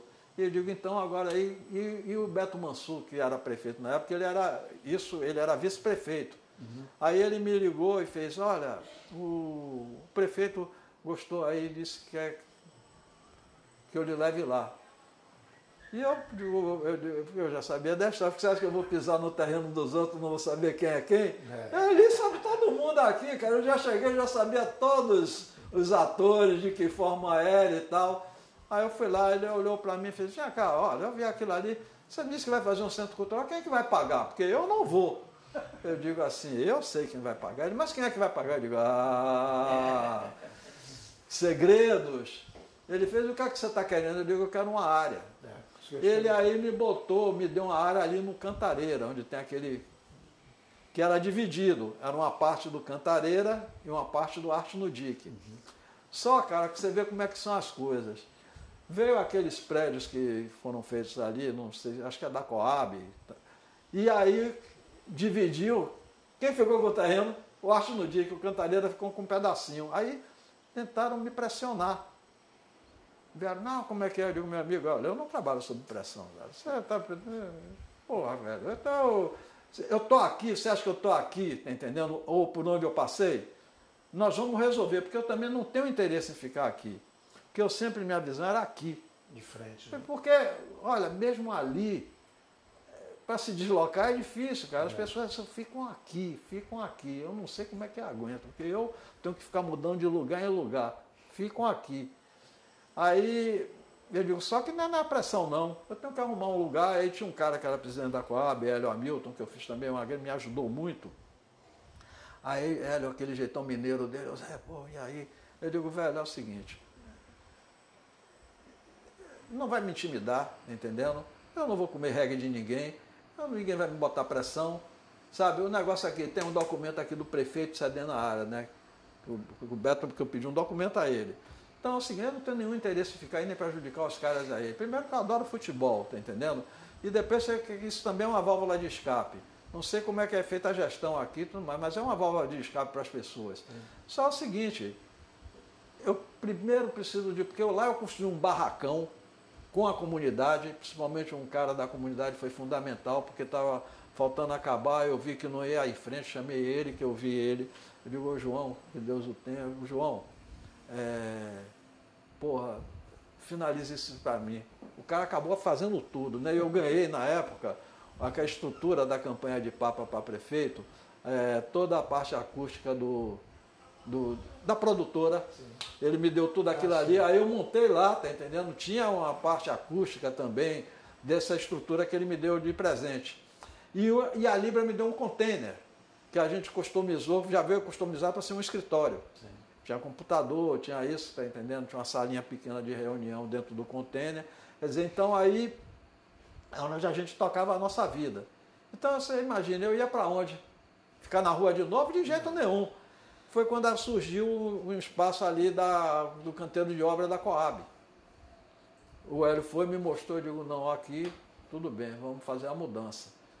E aí nós ganhamos na época um edital que a gente participou lá em Cubatão, da Anglo América, que o pessoal lá, que eu fui lá defender, né, o nosso projeto, e acabou ganhando, né, porque tinha uma comissão de advogados da empresa, isso. E os caras lá em Cubatão ficaram putos da vida. Disseram, pô, tudo é para Santos, tudo é para Santos. Pô, é Santos? Aqui é Cubatão. Só que no edital eles erraram lá, botaram assim para toda a Baixada Santista. E aí o Washington Dick tinha direito a participar. E foi o melhor projeto. E foi o que foi escolhido. E aí, cara, foi quase 2 milhões. A gente aí montou o que é aqui, lá. Fizemos uma estrutura com sala de informática, uma sala de dança completa, com espelho, com barras, fizemos um estúdio de tudo ali, que depois a prefeitura aproveitou. Quando a gente se mudou para aqui, a prefeitura, enquanto isso daqui corria, né? Que aqui estava, como diz a música, enquanto corria a barca, aqui estava correndo. Aqui estava, toda hora eu lá no porque eu não deixava, eu toda hora lá no ministério, toda hora lá, tá entendendo? E pai, e Gil saiu, né, depois do acordo que ele tinha com o Lula, e Juca complementou, e aí eu em cima, porque, você fica em Gil, você tem que ir, como é que você vai olhar para o cara, seu ídolo e tudo mais, mas Juca não, não, velho, você tem que ir, botava maior pressão e tal, foi quando, e a gente aí liberou lá, e aí eu escolhi isso aqui, era uma vala isso aqui não era terreno, era uma vala. Foi aterrado, né? Aí a arquiteta Natasha me apresentou a um professor da Unisanta chamado Pedro Marcão, um engenheiro especialista em fundação. Isso em 2004 ou 2005. Aí eu falei para o cara, ele digo, olha aí, o dinheiro não vem agora, não. O dinheiro vai vir, mas não vem agora. Ele fez, olha, eu estou acreditando aí que primeiro que a Natasha, que é uma pessoa muito querida, está lhe apresentando e eu estou vendo sinceridade. O cara foi receber em 2010. Nossa. 2010. Mas aí eu me lembro que foi 30 mil, que foi o que ele cobrou. Eu mandei pagar 35. Eu digo, pô, dá o bônus aí do cara, né? Da confiança. E aí transformou essa vala aqui em terreno. Que daí tem um Bom Prato aí. Sim. Tá entendendo? Porque esse Bom Prato aí, o Paulo Alexandre, que é uma outra grande figura que faz parte hoje em dia da minha vida pessoal, como uma pessoa que acreditou em mim e foi fundamental essa década aí agora, desde os 8 anos do governo dele, para o desenvolvimento do Arte no DIC. Porque ele que me ensinou o que era OS, eu não sabia o que era OS. E como eu falei, eu combato a hipocrisia, eu não vou dizer, eu nunca trabalhei em organização social antes. Ele um dia aqui, fazendo eu acho que é OS, eu perguntei o que é isso. Eu sei que é a organização social. Aí me explicou e fez, procure se cadastrar como OS. Veja aí tudo como é que é, e aí a gente foi. Por isso que a gente participa de edital da Educação Integral, das Vilas Criativas e tudo mais, que é o que dá o suporte, né? Porque infelizmente as empresas tiraram o pé, tá entendendo? Sim. Desde 2016, com golpe de suporte e apoio a projetos sociais, de arte, de cultura, enfim. Então esse Bom Prato aí, quando o Paulo falou que ele tinha um desejo de fazer um restaurante mais próximo de pessoas que não têm um real, porque muita gente aí não tem um real para comer, cara. Eu vejo a galera catando moeda aí. Aí quando ele falou, aqui eu tinha várias propostas, um campo de futebol sintético iluminado de uma empresa, tá entendendo? Que ele falou, ó, se você quiser eu boto o Corinthians, boto quem quiser aí para ser um polo, né? O Corinthians é o seu nome, é o menino da vila, tá entendendo? Não sei o que lá, da academia, que é o... Aí o Rogério Sampaio, que é um medalhista olímpico, esse é um herói, tá entendendo? O cara ganhou uma medalha de ouro no Brasil, tá entendendo? Numa Olimpíada, é um herói. Ele esteve aqui conhecendo, aí falou que ele tinha disposição de fazer, mas na hora eu digo, não, Paulo, aqui é essa área. Ele fez, mas você libera, porque esse aqui é terreno da Marinha, sim, que não é do município. E esse aqui, quem liberou esse aqui foi Gilberto de Carvalho, quando era chefe de gabinete de Lula, que eu conheci em Santo André, e fiz amizade com ele. Eu fui lá em Brasília, não tinha, quando disseram, tem que liberar lá o Hélio da Coab, ele disse, tem que ser rápido. Eu comprei uma passagem, cheguei lá, levei o cartão, deu um carro. Eu disse, mas você marcou com o ministro? Eu digo, não, mostra ele aí. Aí ele mandou você subir. Está querendo o quê? Aí eu expliquei, ele botou um cara lá e em 2 dias resolveu. Quer dizer, para a gente ter a liberação para poder meter a mão aqui para transformar em terreno. E aí, quer dizer, isso aí eu, durante a pandemia, e hoje as pessoas almoçam, jantam, tomam café. Daqui a pouco, 11 horas, você vai ver a fila aí. De tarde, no final do dia, a fila enorme de gente jantando. Caramba. Que muita gente podia estar comendo pão seco e café com uma colher de açúcar. E pão com uma banda só, e olha lá, de margarina. E que está jantando. Quer dizer, então, e isso aí o que foi? Cultura e a arte. Vai ter uma policlínica aí. Ótimo. Que isso, desde lá, que uma vez eu falei para a Paula, cara, tem que ter um posto de saúde ali, porque as pessoas morrem antes de chegar lá. Porque tem cadeirante, tem gente em estado terminal, tem tudo aí, velho. É um mundo.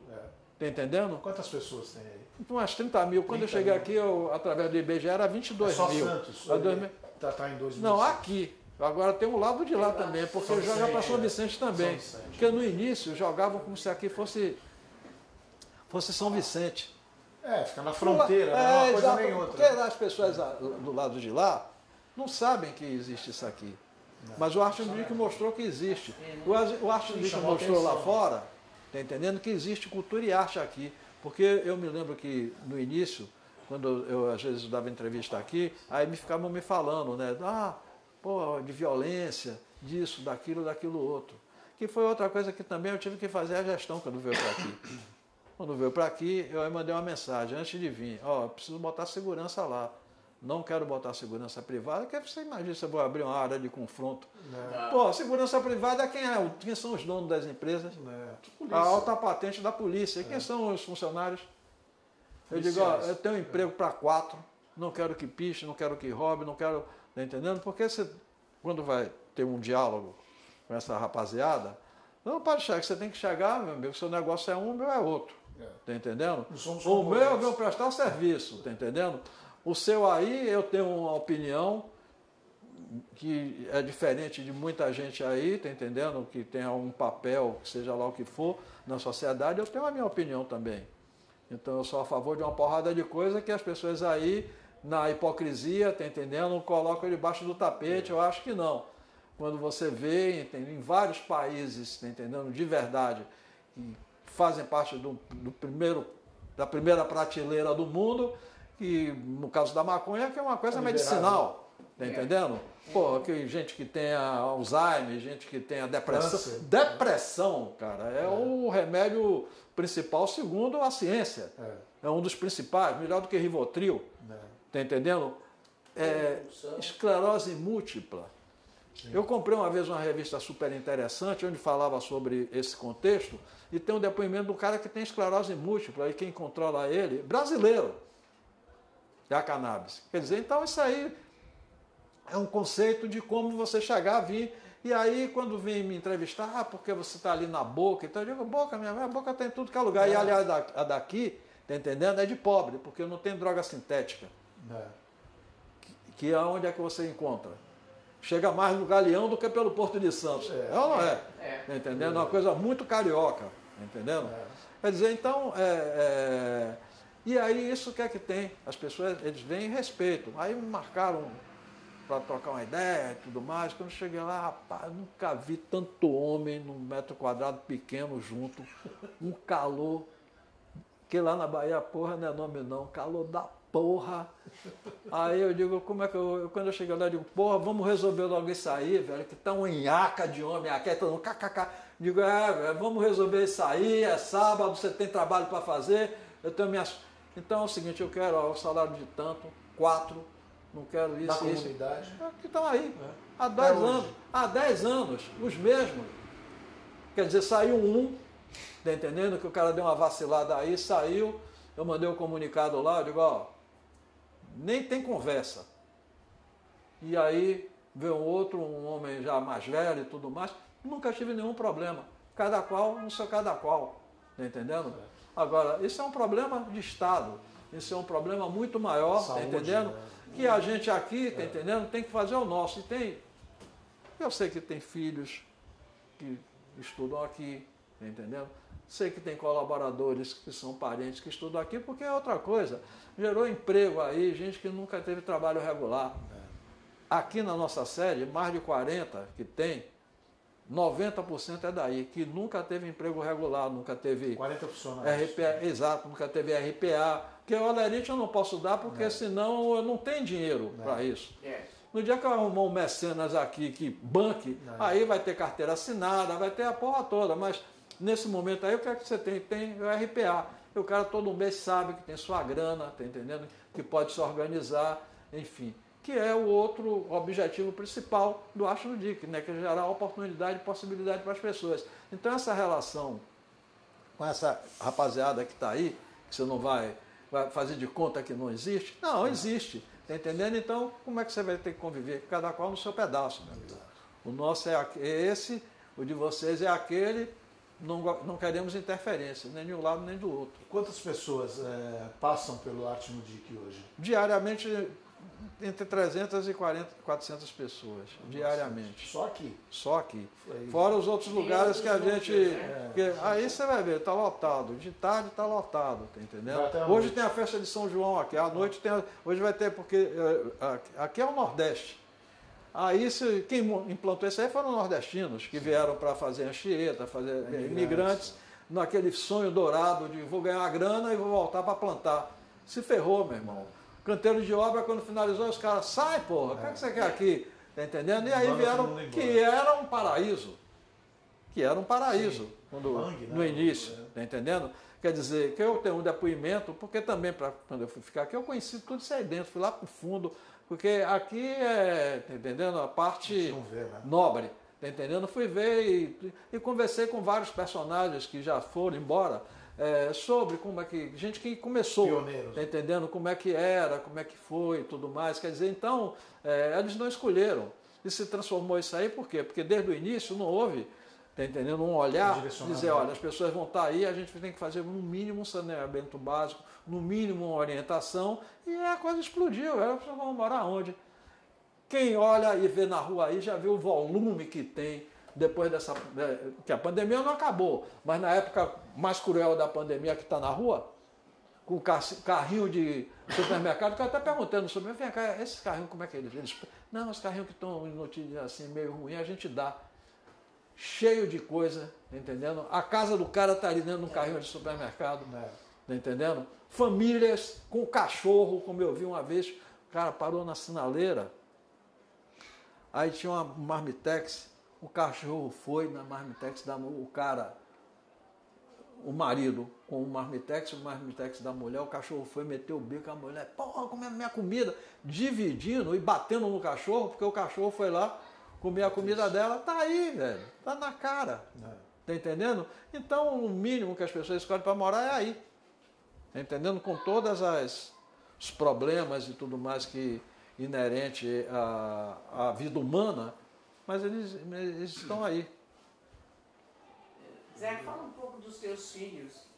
Olha, eu, assim, tive uma vida afetiva muito intensa, assim, na minha vida, né?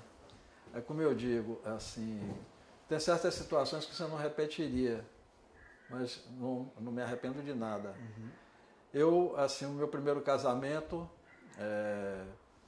que foi a pessoa que foi minha primeira namorada também, que eu conheci, eu tinha 16 anos na época, né? Assim, namorada naquela época de ir na porta e tudo, mas tinha aquelas namoradinhas de escola, aquelas coisas e tudo mais, e que foi com quem eu me casei, né?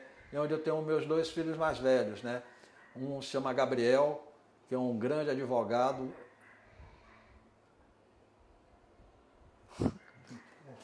Tranquilo.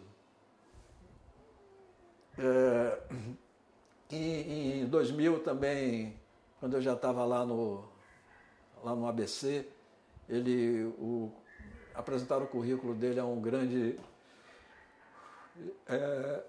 escritório lá de São Paulo, e hoje, assim, 20 anos depois também, ele montou um escritório, ele é sócio do escritório e tem um lá em Salvador. Ele é doutor pela PUC de São Paulo, na área que ele se especializou. Ele é especialista em contratos, né, e internacionais. Ele é presidente do Conselho de Arbitragem lá da Bahia.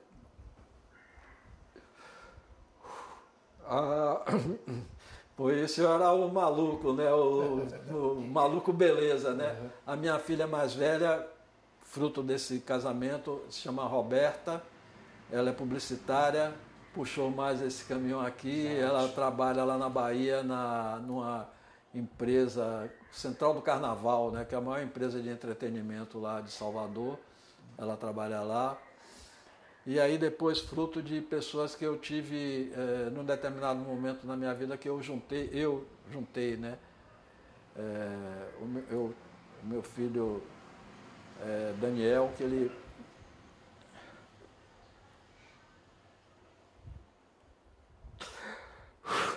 viveu 7 anos e uma meningite bacteriana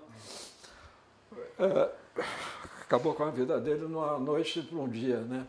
E eu tenho, assim, a mãe dele chama Raquel, um outro filho que eu tive com ela chamado Davi, que é administrador de empresas, que tem... Gabriel tem 45 anos, Roberta tem 42, Davi tem 30, 28. E uma outra pessoa assim também muito importante na minha vida, Leda, eu tive um filho chamado Rudá. Eu tenho Rudá, que é promotor público lá na Bahia, que passou em primeiro lugar. Caramba. Nossa, beleza. 32 anos, que tem mais de... Porque eu digo que ele é um popstar, né? Porque ele tem um canal no YouTube para concurseiros. Nossa. Que tem mais de 20 mil seguidores, né? Onde ele aborda afilhado de Moraes Moreira. Olha. No dia da posse dele, que tem uma música de Moraes chamada Chame Gente, que é o hino do Carnaval de Salvador, né? Então, na hora do discurso dele, quer dizer que foi uma coisa super inusitada aquilo ali, porque só o que tira primeiro lugar é que tem direito no discurso. Uhum. E ele dividiu com um cego que passou no concurso e com uma mulher negra o espaço dele. Que legal. A chefe da promotoria disse que aquilo foi a primeira vez que aconteceu isso na história, que essa promotoria pública do Estado da Bahia é a primeira do Brasil, que é a primeira vez na história. E no discurso dele ele cita vários trechos de Chame Gente, essa canção, né, que fala, que conta todo o circuito do Carnaval da Bahia. É uma música que é de Armandinho e Moraes Moreira dos final dos anos 60. Que está lá, todo mundo canta essa música lá no carnaval. É linda essa canção. E depois aí já numa outra etapa da minha vida, porque quando teve a morte do meu filho Daniel, eu assim, sou uma pessoa muito espiritualista e tal, eu percebi que aquilo foi um sinal de um ciclo que fechou. Sim. De aventuras que eu tive, de momentos que eu tive na minha vida. Se tinha que acontecer daquela forma, já estava escrito ali. E eu resolvi finalizar não com a relação com meus filhos, nem com as pessoas que eram mães dos meus filhos. Mas eu, dentro daquele circuito, morando ali, enfim. E resolvi seguir, entendendo, a minha vida assim. Sozinho e enfim. Mas tinha aquele... Porque assim, sem querer jogar confete, eu chegava nos lugares assim, todo mundo, ó... metia a flecha, tá entendendo? E aí, quando eu olhava e via que correspondia, eu também sintonizava ali, não perdi o tom. Aí eu assim, tive outras relações assim, como eu falava numa linguagem que hoje eu acho que nem mais, hoje é crush, né? Nessa época aí era ficante. Ficante. Tanto é que teve um aniversário meu comemorado aqui, que botaram 4 velas. Aí o pessoal ficou tirando, sabe, já está fazendo 40 anos? Eu digo, não, aqui ó, essas 4 velas, uma... Filhos meus na década de 70, outro da década de 80, outro da década de 90 e o ano 2000 também. Então são 4 décadas. E aí eu aí conheci outras pessoas, uma que é deputada estadual lá na Bahia, Olívia Santana, do PCdoB, que é uma grande liderança negra. Eu tenho uma filha com ela que se chama Nani, que tem 26 anos, que é advogada também e que está indo em setembro, que ela ganhou uma bolsa, que ela se especializou em relações internacionais. Só disse a ela uma coisa: você não vai entrar na UJS, você não vai entrar na UJS, você não vai ser estudante profissional, não. Ela falou: meu pai. Eu digo, porque eu tenho que ter também todas as linguagens, velho. Claro. Eu tenho que ir lá daquele, tá entendendo? E é essa agora que é... Como é? Animes, que é o momento agora do animes e tudo mais, que com os dedinhos assim e tal. TikTok. TikTok, aí Nani, em setembro, ela ganhou uma bolsa lá na universidade em Amsterdã. Olha. Que ela está em setembro para lá. E aí tem uma filha no Piauí, em Teresina, que se chama, olha o nome da menina, Vitória. Que a mãe, quando ela nasceu, ligou para mim. Olha, é o seguinte, você tem que registrar. Eu digo, como é o nome aí? Que seja, ela, Vitória. Eu digo, eu sinto muito. Ela, pelo amor de Deus. Zé Virgílio, no leito de morte da minha avó, que se chamava Vitória, que me criou, eu disse a ela que se eu tivesse uma filha mulher, o nome ia ser Vitória. Eu digo, eu fiquei 3 meses para ir registrar essa menina, entendendo? Eu digo, porra. Aí chegou um dia assim, eu digo, é hoje, tá entendendo? Fui lá, que é advogada também. Trabalha lá, ela tem 25 anos e ela trabalha lá é assessora, vai fazer também, que ela quer direcionar o caminho dela também para o concurso público na área jurídica. Ela é assessora do procurador lá do Piauí, né, lá de Teresina. Então, e a minha filha Mel, que é santista, nasceu aqui, estuda no Colégio Objetivo, porque em 2016 eu disse assim, tinha 15 anos que eu estava aqui, né? Eu digo, eu vou voltar para a Bahia, já deu o que tinha que dar. E aí eu fico vindo aqui de 2 em 2 meses, ou todo mês, de 15 em 15 dias, e vou ficar lá, entendendo? É o tempo do retorno. Só que aí foi quando eu lancei aqui o projeto Som das Palafitas, né? Aí eu montei uma equipe aqui, aí quando eu vim, era Luiz Caldas e Armandinho, um show aqui. Meus amigos, que os caras vêm aqui, além de serem artistas que são engajados, têm a responsabilidade social, mas vem no cachê de amizade. Sim. Entendendo? Vem da amizade, da confiança e tudo mais. Zé, quanto é que o Instituto pode pagar? Tanto. Bom. Pô, cara, isso aqui tava... Você imagine. Na rua, aí a Tribuna, que a Tribuna é outra grande parceira que eu tenho aqui, né? Os caras acreditaram em mim desde o início. Aí, assim, a rua, tudo... Aí a menina da Tribuna, no outro dia, eu vi a matéria. Luiz Caldas, meu ídolo. E foi sensacional. Mas aí quando eu cheguei aqui, eu digo, senti, né, entendeu? Porque eu vou uma semana antes, vou esperar meus amigos lá, tá entendendo? Quero ver como é que está essa produção lá e tal. Aí percebi que tinha uma turma de lá de baixo e tinha a turma daqui, né? Eu digo, e ninguém me falou nada, né? Aí fiquei, aí teve o show e tudo mais, o pessoal foi embora, eu fiquei mais 2 dias esperando. Aí depois ia ter 15 dias depois, ia ter o de Hamilton de Holanda. Sim. Aí e Hamilton foi o seguinte, que Hamilton tinha um produtor aqui, né? Que ficou, o cara pega e liga para o empresário de Hamilton de Holanda. Aí veio o cachê que o cara cobra, né? Claro. Aí eu digo, rapaz, eu falei que eu tinha desejo de convidar o cara, como é que você... Eu digo, não é assim não. Aí eu liguei porque o ídolo de Hamilton de Holanda é Armandinho, né? Uhum. Aí eu liguei para Armando, que eu conheci Hamilton de Holanda, eu conheci ele uma vez no Rio, né? Foi até Moraes que me apresentou a ele. Eu digo, Armando, eu quero convidar Hamilton, tudo mais, mas você sabe, o valor é aquele que eu paguei para você e Luiz. Só que um cara aqui ligou lá e Armando, não, deixa aqui e tal. Aí Hamilton, aí me deu o meu número, Hamilton aí ligou. Disse, não, tenho o maior prazer em ir e tal. E é daquele mesmo jeito lá que Armando e Luiz fizeram. Aí eu vim, tá entendendo? Também.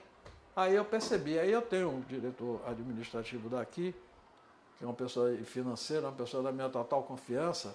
Tanto é que essa coisa de dinheiro e tudo mais, ele faz toda a administração e tal. Porque isso aí eu falei, né? Não pode ter meia confiança, é confiança Sim. total. Porque quem responde por qualquer coisa aqui sou eu, então eu estou colocando essa responsabilidade para você. Então, aí ele foi me pegar lá no aeroporto e eu digo, o que é que está pegando lá? Ele não, eu digo, não, está pegando alguma coisa, velho. Está pegando, tá entendendo? E eu não vou deixar a casa cair, tá entendendo? E aí foi o que eu vi, né? Que querendo que, sabe, disputa. Jogo de forças. Não, mas eles aqui estavam se sentindo meio que acuados. E as pessoas da comunidade que trabalham aqui, eu comecei a perceber que tinha, assim, tipo, de gente lá no... Aí eu cheguei lá em casa e falei para minha esposa, né, que se chama Anice, que é fotógrafa daqui. Mas ela só veio trabalhar aqui quando ela se especializou. Ela veio para aqui, ela ficou 2 ou 3 anos sem trabalhar aqui. Quando ela estava qualificada, ela veio trabalhar. Eu não dou espaço para porra nenhuma, ninguém falar nada, tá entendendo? Não dou, tá entendendo? Eu fui treinado e preparado assim. Aí eu disse, Nisso, é o seguinte, velho, a gente vai ter que voltar no final do ano. E a minha filha, Mel, eu percebia que ela não tinha... Ela ia lá para a escola, ela tinha 6 anos na época. Eu digo, ela fez assim, bom, se for para ir no final do ano, vamos voltar no meio do ano. Aí na terceira vinda para cá, eu já vim com... Eu morei sempre na ponta da praia, só que pela afobação eu fui morar num outro lugar ali perto do Canal 3. Esqueci até o nome da rua. Olhei o apartamento só internamente, depois que a conta veio, né, garagem, tudo mais, que eu fiquei pouco tempo lá e voltei para a ponta da praia, que é um lugar que eu me identifiquei aqui. Aí, quando fui no Objetivo, né, que foi o colégio que minha filha sempre estudou, que meu amigo e parceiro Fabião, que era professor de lá, conseguiu meia bolsa, porque senão não tinha como pagar. Entendendo que eles mantêm até... Hoje eu acho que eles mantêm até por conta até do Acho no Dick, né? Porque eles veem aí, eu acho que ele... Mas foi meu parceiro Fabião que conseguiu na época. Aí voltei lá no Objetivo, eu digo, a Mel vai retomar e tudo mais a partir de agosto, sabe? Já acertei tudo aí e aí retornei, tá entendendo? Mas ela tem camiseta do Bahia e tudo mais. Aí um dia ela fez, meu pai, é o seguinte, você que é Bahia, viu? Porque eu sou Santos, tá entendendo? Eu nasci aqui, sou santista, eu sou Santos. Eu digo, Santos não tem problema nenhum você ser, né? Porque quem que é amante do futebol, tá entendendo? Que viu Pelé jogar, tá entendendo? Que não tem respeito pelo Santos. Claro que, tá entendendo? Então é uma menina que hoje se eu tinha um projeto de retornar para a Bahia, porque a vida dela é aqui. Construída toda aqui. Como é que eu vou ser egoísta, tá entendendo? E a cidade de Santos, eu ganhei um título de cidadão santista aqui também, que foi o meu amigo o vereador Adilson Júnior, que fez essa deferência, mas foi uma jornalista que eu também fiz amizade aqui, Denise Covas, que na coluna dela botou uma vez assim, poxa, gato e cachorro ganhou o título de cidadão santista, e aí cita meu nome, né, pelo trabalho desenvolvido aqui nas palafitas pelo Arte no Dique. Então, assim, é uma cidade que eu acho até para aquele processo de evolução de Keith Richards, hoje em dia é melhor do que Salvador, né, que é uma grande metrópole, que quando eu voltei em 2016, eu consultei os meus filhos. O mais velho, Gabriel, que meu pai, você está pensando que você vai encontrar Salvador dos anos 70, 80 e 90? Tira o seu cavalinho da chuva, é outra Bahia. E o outro que já tem uma outra pegada, né, que é promotor Rudá, perguntei também, e a minha filha, mais velha, todo mundo me deu, tá entendendo? Então, assim, na balança, eu digo, pô, olha, é evidente que você sente falta, né, do cheiro da cidade, do acarajé, da Fonte Nova. Quando eu posso, eu tô indo lá, do Bahia. Os amigos, porque muita gente dessa minha geração foi pro Capão, tá entendendo? Comprou uma casinha lá no Capão, se mandou, tá entendendo? Não tá mais o carnaval, cara, eu sinto muito, a Praça Castro Alves que não foi 70, 80, tá entendendo? Até o início da década de 90, que ainda, tá entendendo? Então, mas essas coisas aí eu digo, pô, olha, vou ter que, sabe, seguir o meu rumo até os últimos dias ali aqui na cidade de Santos mesmo. Certo. Legal. Zé, a Fundação Arquivo e Memória de Santos agradece o seu depoimento. Muito obrigado. Valeu. Eu também, pô, me sinto muito orgulhoso, tá entendendo, de estar dando um depoimento desse, né? Pô, Santos é uma cidade que eu sempre falei, né? Sempre digo, eu não cheguei num lugar, tá entendendo, que precisasse de algum salvador da pátria. A gente chegou no município, a cidade de Santos, ela é uma metrópole com 400 e poucos mil habitantes, uma ilha, tá entendendo? Mas o lugar onde nasceu para o futebol o Rei Pelé está acima de qualquer média aí de cidade do mundo. É o que eu acho da cidade de Santos. Agradeço muito, tá entendendo, a muitas pessoas daqui que me acolheram, acreditaram principalmente, porque é difícil, cara. Santos é uma cidade extremamente cultural, uma cidade artística. Plínio Marcos, o nome desse espaço aqui é Plínio Marcos. Eu coloquei, sabe quando? Em 2003. Se um dia tiver um equipamento cultural, uma escola de arte, o nome é Plínio Marcos. E está lá registrado no Ministério da Cultura, Escola Popular de Arte e Cultura Plínio Marcos. O nosso salão principal, Sérgio Mamberti, que eu tomei uma aula com o Sérgio Mamberti, esse foi pós-doutorado. Eu marquei uma vez um encontro com ele lá em São Paulo, na casa dele, ele me recebeu muito bem, 1h30 da tarde e tudo mais. Que era para sair no final do dia, quase meia-noite foi que nós saímos de lá. De muita história, muita... Antes dele falecer, eu conversei com ele. Eu mandava sempre mensagem para ele. Ele, não, estou me saindo aqui e tal. E vai ter, não sei se vocês viram esses quadros aí, que ele é um grande artista, que é nordestino, mas que tem toda a sua trajetória aqui em Santos, Jotarelli, que me deu de presente aquele de Gil e o de Moraes. Sim, e vai estar fazendo de Sérgio Mamberti para colocar aí nesse salão principal que tem o nome dele. Sim. Então você chegar num lugar desse aí, que não é um lugar qualquer, lá atrás, quando eu botei na balança, pô, aqui vai ter o glamour, aqui vai ter o dinheiro, aqui vai ter... E aí teve até o rompimento lá familiar, e aqui, se acontecer, vai ficar na história. E ficou na história. Tanto é que eu estou dando um depoimento aqui para a Fundação Memória de Santos. Valeu, muito obrigado.